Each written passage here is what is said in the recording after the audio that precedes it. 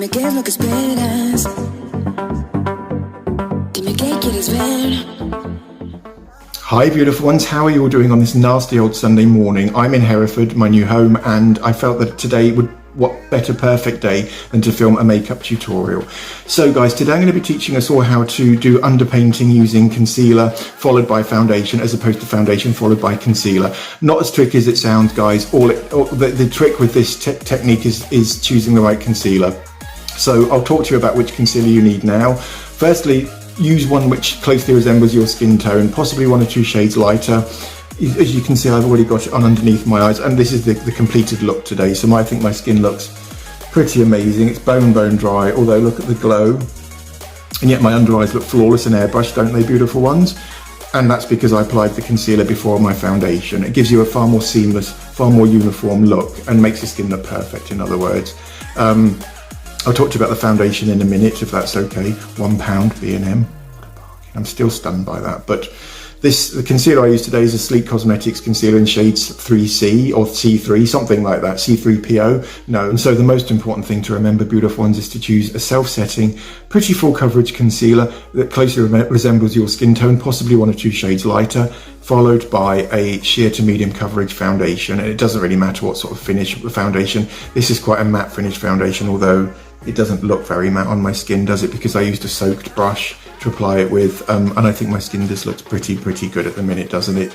As I said before, seamless and yet perfect. So beautiful ones, go and get your concealer. Make sure it's a self-setting, full to medium coverage concealer, closely resembling your skin tone, possibly 1 to 2 shades lighter. We're going to apply it to our under, any areas of concern, so dark areas. We're also going to apply a little bit on our forehead for uniformity, and anywhere else that needs concealing. And then we're going to leave that for 30 seconds to a minute to dry down, and then we're going to go in with foundation. So should we start? Why not?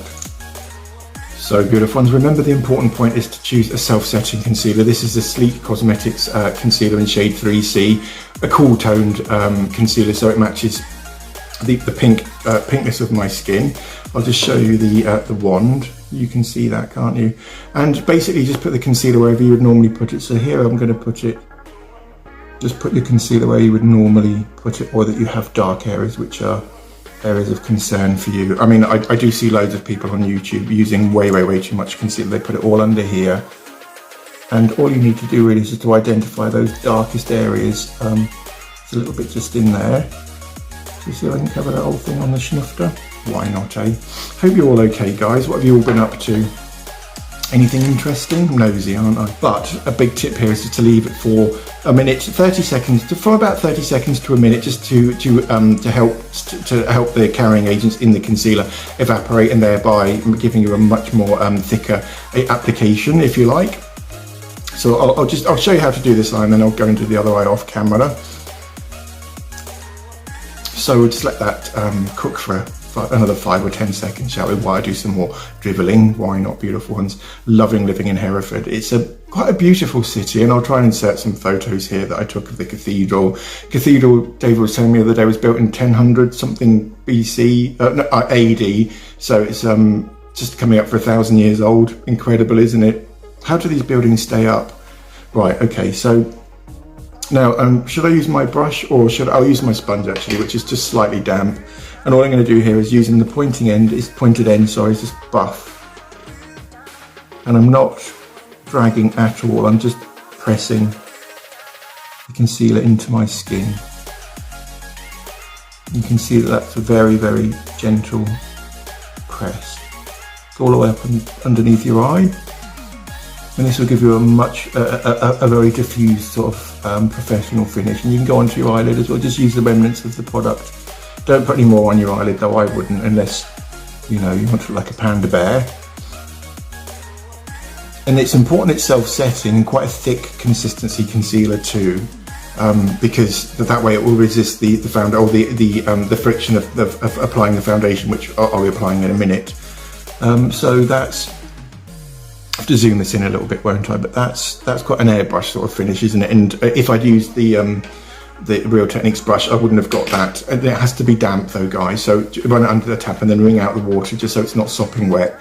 But the important difference between using a brush and using a sponge, and the technique I use using the sponge, was I was stippling it, wasn't I? What's the buffing? I was buffing it in. So yeah, I think that looks reasonable, doesn't it? The shade's a little bit too light for me, but hey ho, all of my other cosmetics are in the flat in Ely now. Doesn't matter though, guys, does it?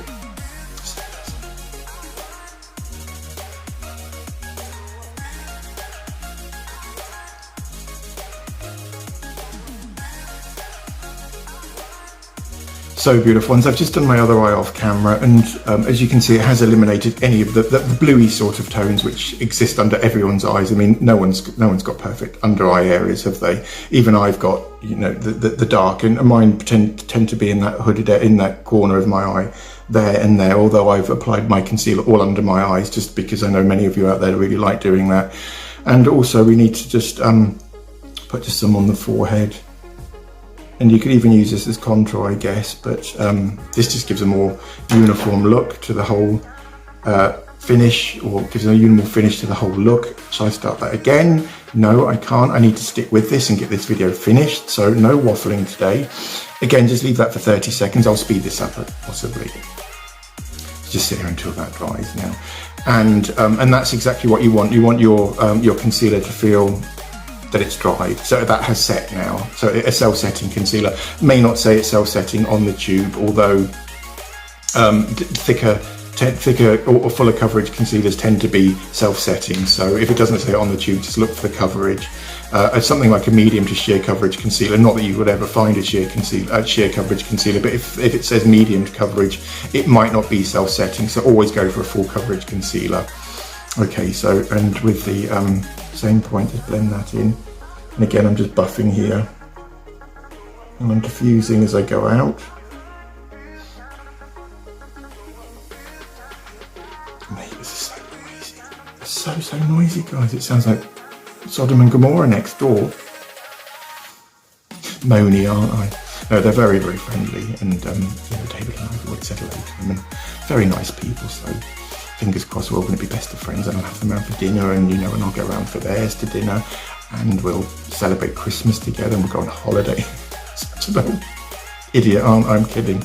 Right, so that lot has, yeah, that's all bone dry now. So now I'll go in with the foundation and show you how to apply foundation over concealer, shall I?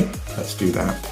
When it comes to applying your foundation or choosing the foundation you're going to be using, if you're going to be using your concealer underneath your foundation, go for a sheer to medium coverage foundation, because if you're going to use a full coverage foundation, it eliminates the need for, it will hide the concealer, so it makes the whole thing obsolete and pointless. So today we'll use the one I got yesterday, the Matte Me Over, and this is the Poundland foundation. £1 this cost. It's a pretty good foundation, and I'm running on a very tight, all my foundations are over here on top of the hob at top as I speak, and they're all I haven't got that many actually. I had a whole lot, I had hundreds upon hundreds, and I left them all at home. I've left instruction for them to be sent to a woman's shelter though, so thank you Amanda Young and Luann Schrader for those suggestions. I would have done that anyway, but, you know, thank you for reinforcing my my idea that I would donate my foundations to a ladies' shelter, so a homeless or just a ladies' shelter of some description. So shall I stop waffling? Shall I stop that right now? Okay.